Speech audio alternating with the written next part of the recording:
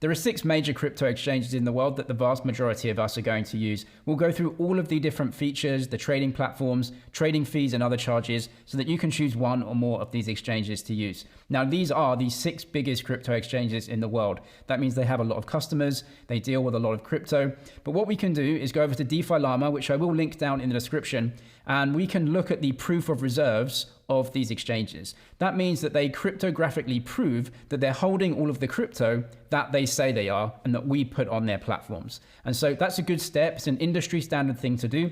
Kraken does this as well, although they're not on DeFi Llama. If you have a Kraken account, you can prove that within your account. Same for the other exchanges. It will say, do you want to prove that we're holding your crypto? And then you can see it. The only one that doesn't do this is Coinbase. Now, Coinbase are a publicly listed company. And so they have a lot of auditors and they do things a little bit differently. They don't do proof of reserves, but all of the others do. And that's just a little bit of trust there. But of course, we want to make sure that we trust these exchanges when we're putting our money on the platforms. And again, these are the 6 major exchanges that have been around a long time. And so I'm happy to put them in this video. If you're a new user to an exchange, they'll often give you some mix of sign up, deposit, and trading bonuses. It's going to be something like if you deposit a certain amount and then trade a certain amount, they'll give you some sort of bonus. And that could either be in Bitcoin, it could be in one of the exchanges tokens, or maybe a stable coin like USDT. This is going to change over time. I will link all of these exchanges down below so you can see the offers that are available for you when you're watching this video. For example, in the UK, this isn't allowed, so you won't get any bonuses. However, in some regions, the bonuses are great. And so I'll leave all of the details of this down below. I will also leave much more down in the description on who can sign up and use these exchanges. Some of these exchanges aren't available in all countries and regions, so I'll leave all of the details down in the description. One of the major headaches for anyone in crypto is getting money in and out of a crypto exchange. We've all gone to an exchange, wanted to make a deposit, and they say, sorry, we don't accept your fiat currency. So here is a list of the exchanges and what currencies they support right now. Now, this changes over time. Binance had Euro support, then they took it off, and then they brought it back again. So you'll have to check when you're watching this. But in general, what we have is these 3 at the bottom. So Coinbase, Crypto.com, and Kraken. These are very active in major markets and major currencies. USD, Euro, pounds, Aussie dollar, Canadian dollar, and a couple of others. So they are very, very good and reliable fiat currency on-ramps in those kind of major markets. Now, Binance, Bybit, and OKX, these actually tend to be way better for trading crypto and the Web3 side of things. However, their fiat currency support is a little bit patchy. So just screenshot this and see whatever your currency is and which one is going to be great for you. But overall, the 3 at the bottom, great fiat on-ramps. The 3 at the top, slightly patchy, but actually are, for the most part, better trading systems and better crypto systems, in my opinion. If you want to make payments in and out of these exchanges, for the most part, depositing in is completely free, or at least the exchange isn't going to charge you anything extra there. You may have to pay some banking fees in your region to actually send the payment from your bank. Now, withdrawing, again, if it's free in your region, the exchange may not charge you any extra, or they may put like a $1 or $2 charge on there. If you're withdrawing via the Swift network, for example, those fees are quite high. You're going to have to pay that. The exchange isn't going to cover that for you. But without a doubt, making bank transfers in and out is without a doubt the best way. You can put in an amount of money. There are no other charges. It's usually just a flat fee through a banking system payment. Now, the other way that you can get money in and out of these exchanges is via a card, like a debit card. This is not recommended because the fees are so high. So you'll be paying a payment processing fee and maybe a currency exchange fee as well. And so the fees for cards in and out can add up to around 2 to 4%. So if you move money in and out, that's about 8% or so at the high end to actually move money around. And that's just too much. So always go for a bank deposit if you can.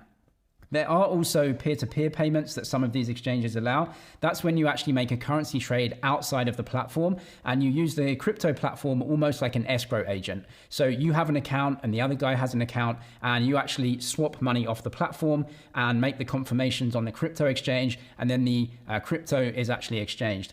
Not a lot of people like using this, and certainly it's for smaller amounts. So you really need to find an exchange that has good fiat currency on-ramps in your region. And that is why most people go ahead with what I call the barbell strategy, which is to have one of A and one of B. The reason being is that these are great fiat currency on and off ramps, but they have higher trading fees and higher costs for the most part. These don't have great fiat currency on and off ramps, but they have way lower trading fees and better trading systems. So what most people will do is have one of each. They deposit fiat currency onto this platform and they switch it into a stable coin like USDT or USDC. And that's a crypto version of the dollar. Then you can take that stable coin and basically put it anywhere that you want. You can send it over to these exchanges, you can send it over to a wallet that you're using, and you get better trading and lower fees, if you can use the exchanges. In any case, crypto exchanges do not charge any account fees, inactivity fees, or anything else. Completely free, so you may as well have a couple of exchange accounts and then you can use them exactly how you want. Now we'll come to the trading fees of all these exchanges, and across the board, they are very, very competitive when you compare them to something like a foreign exchange app. So if you're using Wise or Revolut, or even worse, your bank, you're paying anywhere from like 50 basis points to maybe well over 100 basis points or 1% on your transaction. Crypto exchanges are way cheaper than that. And because of stable coins like USDC and EuroC, you can actually just make foreign currency exchanges on these apps now by using stable coins. And you will be paying lower fees than anything in TradFi. So really, like I said, there are two different groups here. You have the low cost exchanges, and then you have the Western fiat currency on and off ramps that charge a little bit more. So what you can do is go to any of these exchanges and there will be a fee card. Again, like I said, I'll list all of this info below and all of the fee data. So this is what it usually looks like, and there are VIP levels where the more you trade or the more you have on the platform, you get lower fees. But we'll just look at regular users for right now. And what we can see is on Binance, you actually pay this right here, which is 0.1% or 10 basis points. So that's on everything. When you make a trade, that's 10 basis points. If you buy and then you sell, that's 10 basis points. So every time you exchange, 10 basis points. This is super, super good, right? It's a very, very low fee. Now, on some exchanges, what you can also do is get cheaper fees by paying some of those fees in the exchange coin. So Binance, OKX, they have exchange coins, which are essentially just a coin that you can go ahead and buy. And if you pay the fee in that coin, you get a discount further. So you can see on BNB, if you use BNB coin to actually go ahead and trade, you get a 25% discount on your fees, and that makes the fees 7.5 basis points, which is incredibly low. Now, these tokens, you may not want to buy them, to be honest. They are crypto tokens, so they can go up and down in value, which means that your fees could actually go lower or higher depending on the price of the coin. But in any case, you can buy like $10 worth and then just go and pay fees with it if you want. So for the most part, the low cost exchanges right here, they charge you 10 basis points. That's going to be your starting level. From there, if you trade more, you get some discounts. And as you can see here, if you have a certain amount of the coin or you put a certain amount of money on the platform, you get some VIP benefits. The Western exchanges right here, they have higher trading fees. Coinbase is not good. It's 0.4 to 0.6%. Still, it's competitive with, Wise and Revolut, but for crypto, it's really on the higher side. Now, the thing with Coinbase as well is that they actually have two different apps that you can use within your Coinbase app. They have Coinbase, and then they have what they call Coinbase Advanced. Coinbase Advanced, this is the trading fees right here. If you use the normal Coinbase swap feature, which is super simple, you'll be paying a massive spread. You'll be paying around 1 to 1.5%. So always, if you're using Coinbase, make sure you go ahead and use Coinbase Advanced. And it's a slightly more complex trading system. I've got tutorials on all of these trading systems showing you how to get money in and out, how to use them. I'll link them all below. But definitely use Coinbase Advanced. Same for Crypto.com. The easy Crypto.com app, that charges a spread, and you'll be paying around 0.5% to around 1 or 1.5%. Now with Crypto.com, if you buy some of their CRO, you can get cheaper trading fees, and that comes way down if you want to buy that token. Also, Crypto.com have their pro version, which is known as Crypto.com Exchange, and the trading fees there start at 25 basis points to 50 basis points. So it's actually not that bad if you can use the exchange app. However, that's not available for US users right now. Same for Kraken. Kraken have Kraken and Kraken Pro. Kraken may have higher fees. Go and use Kraken Pro. It's actually a different app for Kraken, but if you're using a web app, it's the same thing. Click Kraken Pro. You just go to the professional trading system and you pay way lower fees on your trades. Again, if you don't know how to use any of these, links below for all of the tutorials and guides. If you've got crypto on these exchanges and want to send it out to your own wallet or to another exchange, you'll be using a blockchain to do that, and we have to pay the blockchain fee. The exchanges aren't going to cover that for us. Some exchanges actually add extra on top, kind of as a profit margin as well. The best for this are Binance, OKX, and Coinbase. They tend to have the lowest withdrawal fees for crypto consistently over time. However, network support may also be important for you. Excellent support at Binance. They pretty much support every coin and every chain. So if you want to use one, it's probably going to be supported there. Coinbase support the major chains, but they don't have great support for anything else. And the others kind of come somewhere in the middle. You can just check the exchange that they support the asset and the chain that you're using overall. But certainly those three are the best, and the others kind of come somewhere in the middle. Now, in terms of sending stablecoins around, most exchanges these days are super cheap. You can use cheap blockchains or scaling layers that reduce fees to basically nothing. So for USDC, you can actually send that for free from Coinbase. That's because they have a tie-up with the issuer of that stablecoin. For other exchanges, you can use Tron if you want. Most of them charge around $1. There are other networks that you can pay basically nothing on. I'll show you how this works so that you can see an example. So let's say I want to withdraw a stablecoin here, USDC, and I'm going to select the network. Let's say I want to send it over to another exchange. I can just choose a cheap network to send it on because all I'm doing is sending the stablecoin over to the other exchange. And as long as the other exchange has that, they'll credit it to my account. Now you can see on Arbitrum, Binance charges 19 cents. For Base, they charge 11 cents. For Ethereum mainnet, they charge $7.50. So you can see different blockchains have different charges. Binance is great for this though, but you're just going to have to pay the charges for the most part. And like I said, Binance, OKX, Coinbase tend to be the cheapest. Crypto.com tends to be a little bit more expensive. Some stablecoins are good on there as well. So it's up to the asset, the blockchain, and which exchange you're using. All of these exchanges really do the exact same thing, which is just letting you trade one asset for another. And so you just need to make sure that they support the assets that you want to trade. And if you are putting fiat currency onto the platform, that would be really good if they let you just swap that fiat currency for a cryptocurrency directly. So in crypto, a lot of us trade between stable coins and crypto. Then we keep our money in crypto. We don't have to off-ramp it. So you just go to the dollar, USDT or USDC, if you just don't want to be in a crypto asset. However, we also want to get money in and out sometimes. So for Bybit and all the other exchanges, this is usually the layout. So you have a chart of the currency pair that you're trading. You have the price and the order book of the currency pair. And then on the right-hand side, you will have the order input screen. So what you can do is go ahead and, we'll just do a market order here. I just want to buy, let's say $100 of BTC. I press buy and that goes ahead. Now I'm buying BTC, but I'm spending the stablecoin USDT. If you come up to the top of a crypto exchange, you can go and search for the assets that you want to trade. So on Bybit, they actually have Euro trading pairs. So I can click this one and you can see I can buy Bitcoin with Euros. So if I click this, you should see everything change. The price has changed because now we're quoting Bitcoin in euros instead of dollars, and I can go ahead and spend euros from my account. So that's how all of these exchanges work. I'll show you on Binance as well. Same layout, right? You have the chart, you have the order book, and you have the order screen down here. Now, if we go on to Binance, that's up here. And again, they have some fiat currency pairs you can see right here. So if we choose BTC, you can see that they trade against Turkish lira and euros and some other currencies, JPY as well, Japanese yen. If we go over to Kraken, again, it's the exact same layout, right? You have order book, you have the screen here that you input your orders with. And what we can do is go up to the top and we can search. So let's say I want to buy some BTC and I can go to the quote currency on the right-hand side and I've got Aussie dollars here.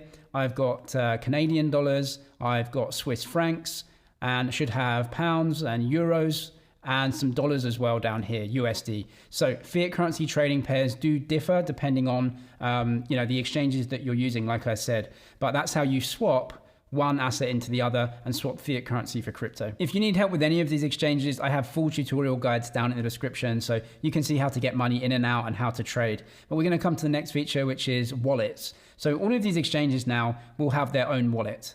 And a wallet is where you can use blockchains directly. So think of the currency exchanges as on and off ramps, right? You get the fiat currency in, you can swap some assets, you can take it out to the banking system. But wallets let us take self-custody of the assets and they let us use applications if we want to use any of those. So it's becoming more and more feature-rich over time. Now for me, the best Web3 wallets come from Binance and OKX. They're really, really good. Now, these are actually attached to your exchange account now. And this is important because it's all about storing your funds and how you store your funds. Taking self-custody of your assets is no easy undertaking. You have to really understand what you're doing here, because when you have self-custody, you have the responsibility of making sure that your assets are safe. And if you get hacked or if you lose the recovery code, there's no one to help you and your assets are gone. Now, what these Web3 wallets are doing these days is letting you set up a wallet within the app. And what they do is they store the seed phrase. Think of it as a password to your account. Now, what they do is they actually split this up in three. This is known as multi-party computation. It's important to know that what they do is they take the password, we can call it a password or a seed phrase, they split it up into three. They keep one, you put one in your cloud, and one goes on your phone. Now, you only need 2 of these shares to sign transactions from the wallet.